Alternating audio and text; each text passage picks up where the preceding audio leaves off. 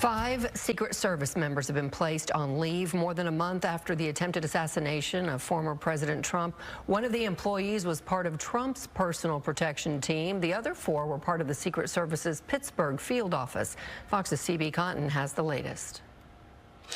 Multiple Secret Service agents placed on leave following the attempted assassination of President Trump. 4 of those agents from the Pittsburgh field office, including the special agent in charge. And 1 agent is from Trump's personal protection team. Ahead of the July 13th rally in Butler, Pennsylvania, Trump's team and the Secret Service were aware of an Iranian plot to kill the former president. Although there is no connection between the rally shooter and Iran, the agents will now have to answer for the lack of security while knowing there was an active threat.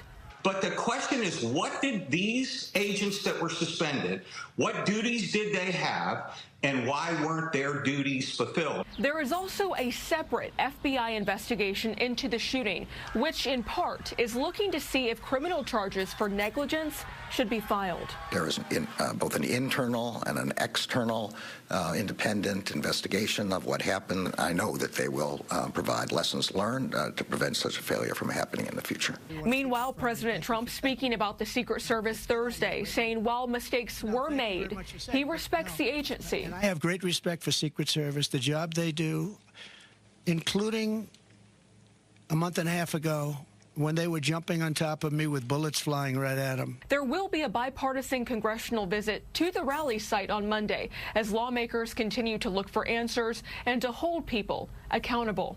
In New York, CB Cotton, Fox 4 News.